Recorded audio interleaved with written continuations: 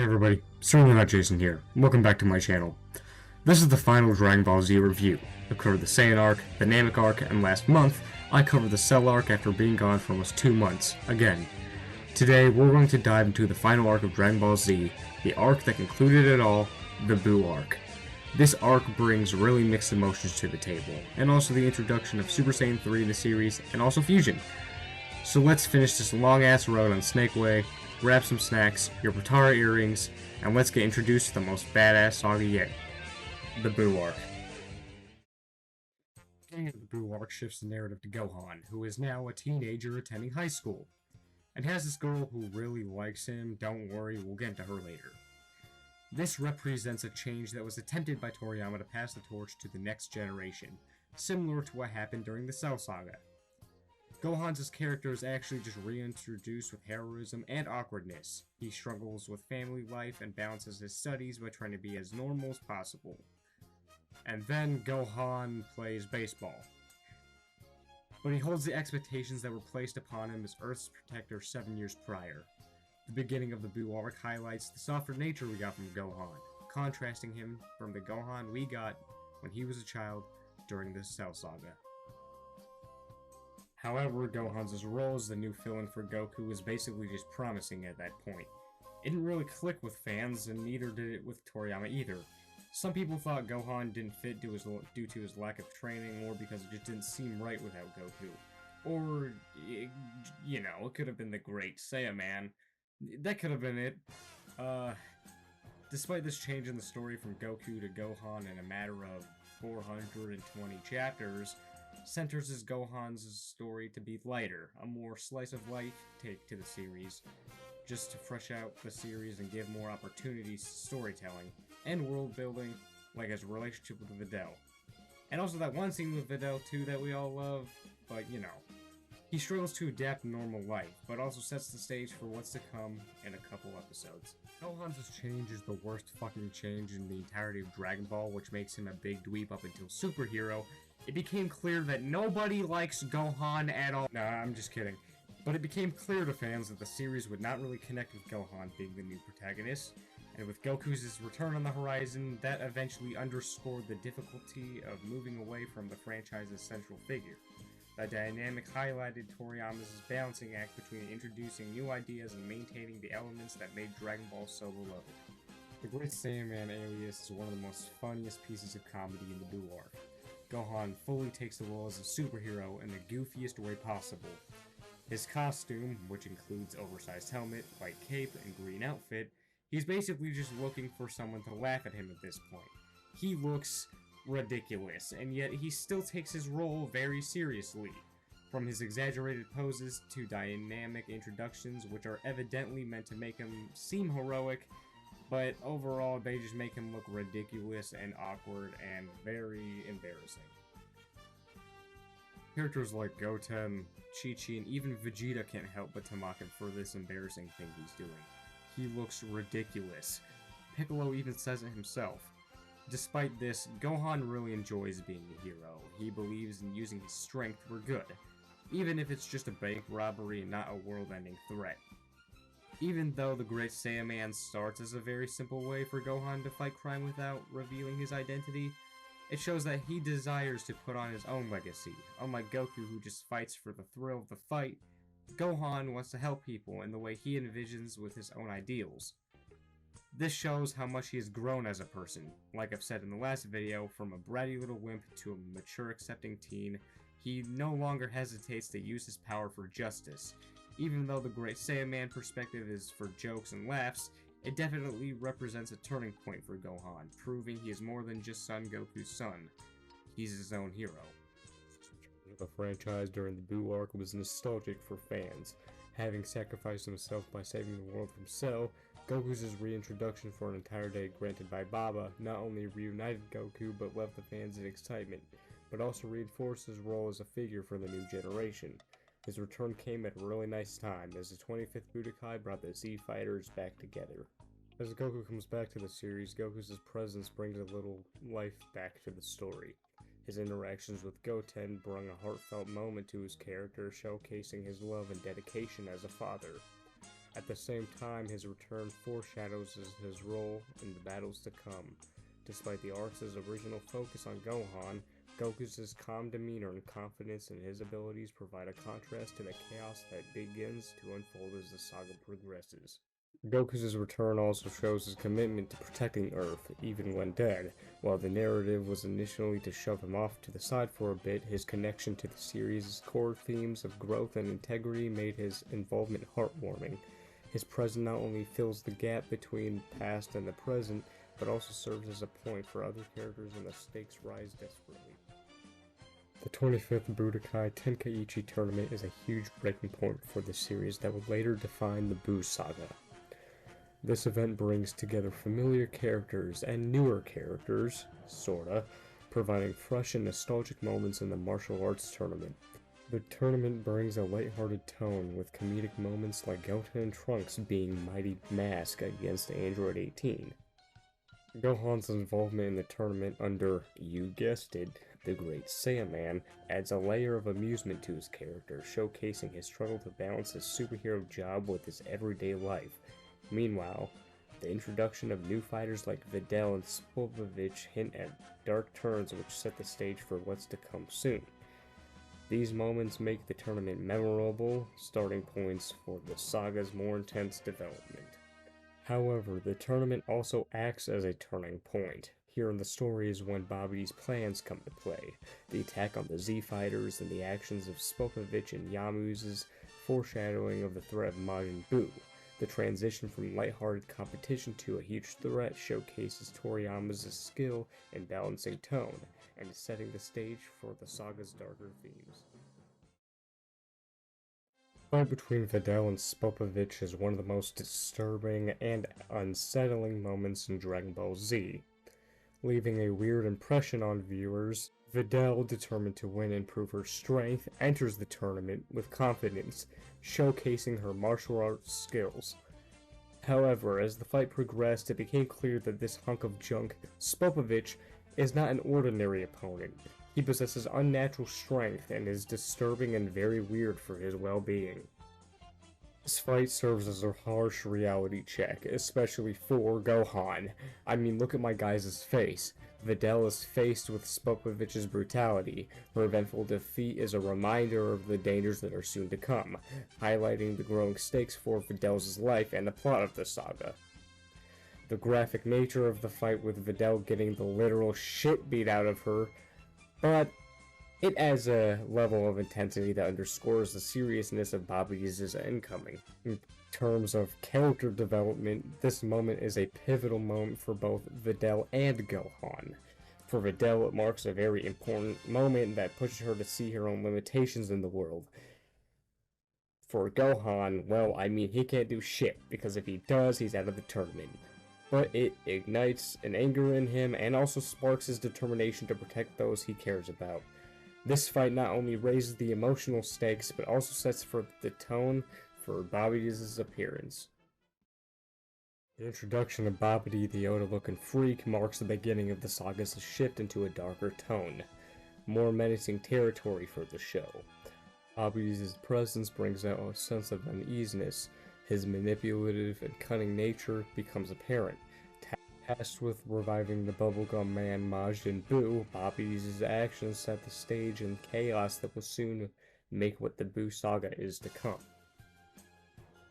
Babidi's ability to control and manipulate others with his dark magic is one of the most terrifying traits, but without him, we wouldn't have Majin Vegeta, would we? Characters like Spopovich and Yamu demonstrate his power to corrupt even the strongest-willed individuals, making Babidi a foe like none other. But his plan is simple: resurrect Buu, that's it. What makes Babidi a character more than any other villain in the series, unlike the brute force of the Saiyans or Cell's quest to perfection, Babidi works with manipulation and mystic abilities, which makes him actually a cool threat if you ask me. His introduction set the tone for the saga, themes of corruption, sacrifice, and the consequences of unleashing godly power, making him one of the most crucial roles in the Buu Saga. Vegeta's transformation to Majin Vegeta is one of the most intriguing parts of the Buu Saga. I mean, look at that forehead. It's already screaming M for McDonald's. Lured by Babidi's promise of increased power, Vegeta and his double M foreheads succumb to the dark magic, letting his Saiyan pride and desire for strength come back to him. Unlike Goku after he died, in which he never saw Goten or his family up until this point. Great job, Goku. Vegeta turns into Majin Vegeta is both badass but quite terrifying. It highlights the extent of his inner struggle. Despite his growth and newfound family life with Bulma and Trunks, Vegeta remains haunted by his past and his Saiyan nature and rivalry with Goku. His transformation into Majin Vegeta allows him to embrace darker instincts, leading to one of the most intense and emotional aspects of part of the series. Vegeta's arc shows his redemption. He ultimately sacrifices himself in an attempt to destroy Majin Buu, which doesn't work, by the way, but gives a sense of hope and selflessness for the love of his family and the desire to protect Earth, and Kakarot as well. This marks a turning point in his character, showcasing Vegeta's complexity, blending his pride and vulnerability into one of the most memorable character arcs in Dragon Ball Z. And then they butchered him in Super. The release of Majin Buu marks a dramatic turning point in the Buu Saga, introducing one of the most chaotic and very funny misunderstood villains in the Dragon Ball franchise. Unlike previous villains, Majin Buu has a childlike personality combined with his destructive power that creates a funny perspective on Majin Buu. His unpredictable nature and his playful demeanor mask his terrifying potential as he defeats strong opponents and entire cities just for tasty sweets. Buu's abilities add to the tension. His regenerative powers and near-invincible body, in which most attacks are useless against him, the Z-Fighters realize that strength alone will not be enough to defeat Buu at all. Buu's ability to switch between moments of childish innocent acts to devilish brutal destruction, which makes him very terrifying as he tears through his enemies with a mix of horrifying glee. Beyond Majin Buu's destruction, his release represents a culmination of Babidi's plans and the beginning of a new era of chaos. The shift in tone is palpable as the saga shifts just from battling Babidi's minions to a full scale of battle between Buu. The arrival of Buu forces the Z-Fighters to confront their own limitations and spur them to explore new techniques, transformations, and alliances. And it's the moment that redefines the direction of the saga and sets the stage for some of the most memorable charged moments in Dragon Ball Z. Between Majin Buu and Majin Vegeta is probably one of the most heartfelt, emotional fights in the Buu Saga. After being controlled by Babidi's dark magic and becoming Majin Vegeta, Vegeta goes to find Buu and kill him, but also to protect the Earth and his own family. This fight really shows how much Vegeta has changed as a character. This fight is more than just a fight. It's Vegeta fighting his inner demons. Vegeta's decision to sacrifice himself to destroy Buu is a really powerful moment in the saga. After this moment, Vegeta once again takes the L once more because after this heartfelt moment, Buu fucking regenerates. The Saiyan Prince had failed once more. Skill issue, but Vegeta's sacrifice left a very emotional impact on fans, including myself. It marks the beginning of Vegeta's redemption arc. He starts to prioritize the well-beings of his pride, says goodbye to Trunks, Bulma, and yes, even you, Kakarot. It shows how much he's changed from a heart-colded killer to a prideful Saiyan warrior. But then, Super came along and ruined Vegeta's character, and it pissed everyone off!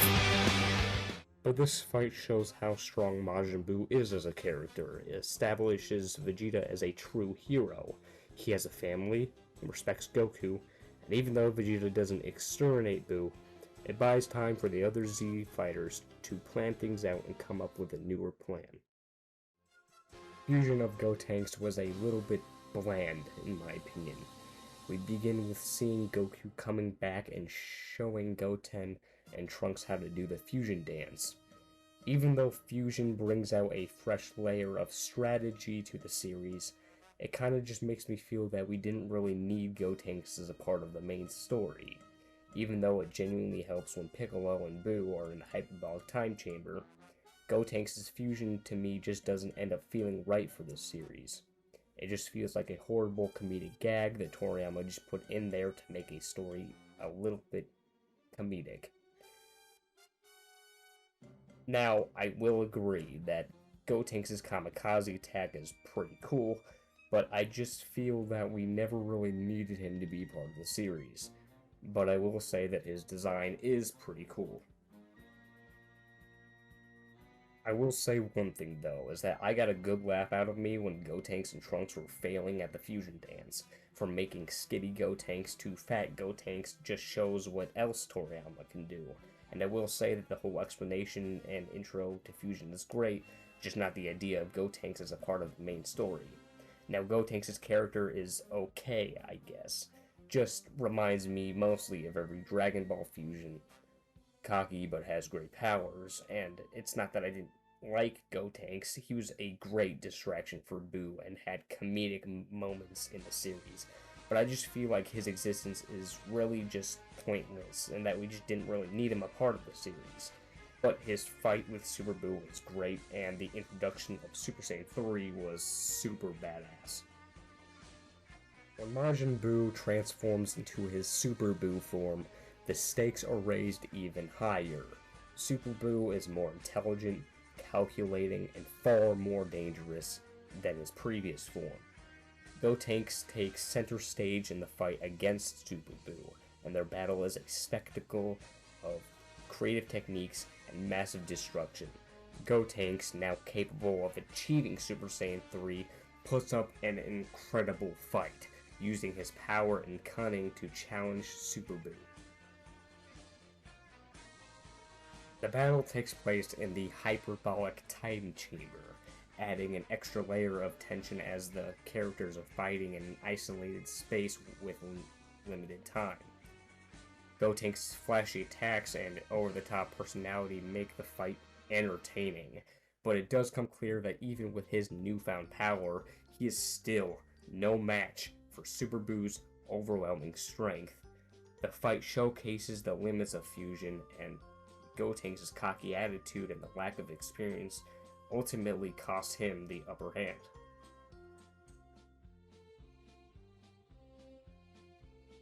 Super Buu's victory in this fight serves as a reminder of just how terrifying and powerful he truly is. Despite Gotenks' best efforts, the fusion runs out of time, leaving the Z Fighters in a dire situation. The battle emphasizes the growing threat of Super Buu, sets the stage for the arrival of Gohan, who is now their last hope to defeat the seemingly impossible foe. Ultimate Gohan's arrival is a triumphant moment in the Buu Saga, as it marks the return of the character who had been sidelined for much of the arc.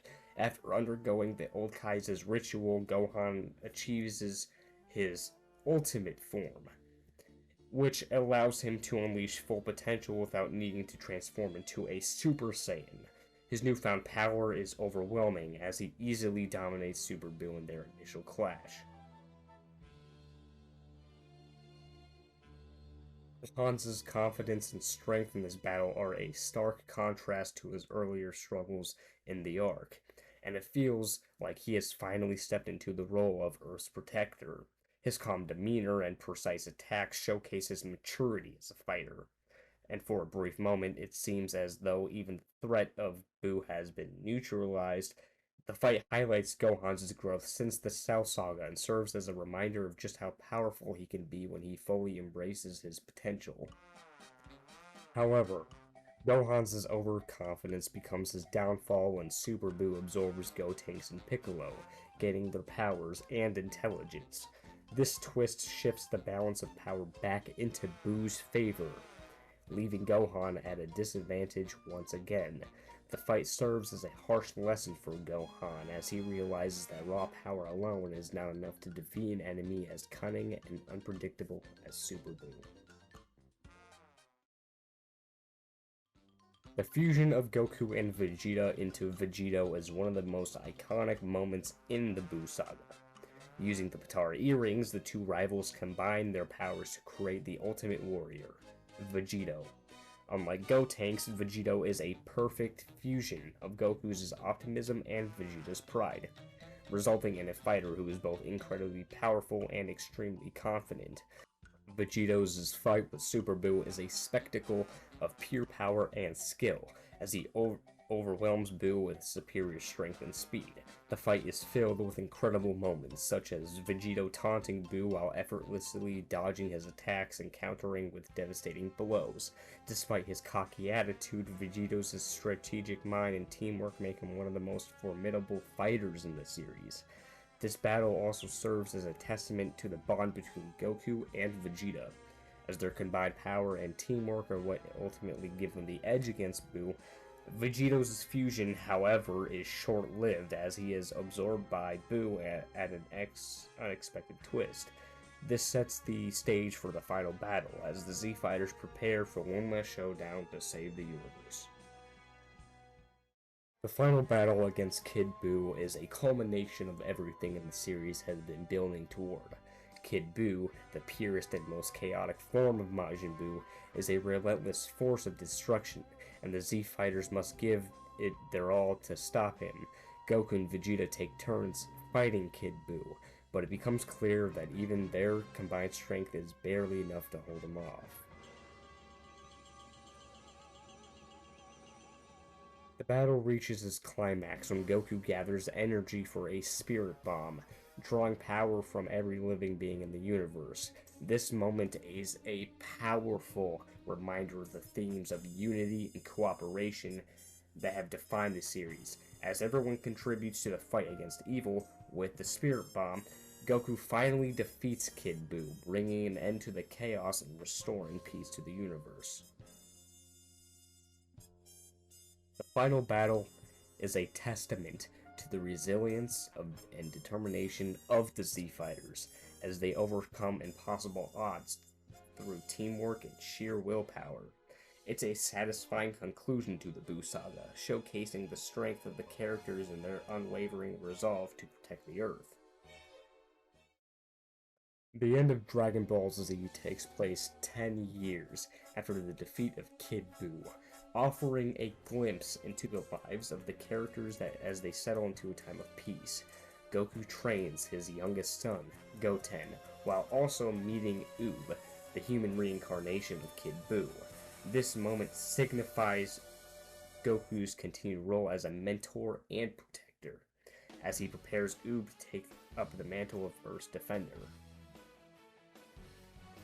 The final scenes of the series are a mix of nostalgia and hope. As characters reflect on their journey to look toward the future, Goku's departure with Oob is a bittersweet moment, as it marks the end of one chapter and the beginning of another. The peaceful resolution and the promise of new adventures leave fans with a sense of closure, while also hinting at the endless possibilities for the series. The end of Z serves as a fitting conclusion to Dragon Ball Z, wrapping up the story with heartfelt moments and a sense of optimism for the future. It's a celebration of the series' enduring legacy and a reminder of the themes of growth, resilience, and friendship that have made it a beloved classic. And even though we didn't get more Dragon Ball until GT aired in 1996, after GT was kind of the large gap between Dragon Ball, as we didn't get Dragon Ball Battle of Gods, which I'm going to be covering in the next video, a mere 20-something years later. So that puts the end of this video. I hope you enjoyed. I know I've been struggling on uploads, but if you like this video, don't forget to subscribe, turn the notification bell on for when I make new videos. And I'll see you guys, hopefully, in the next video. And hopefully it doesn't take 4 more months.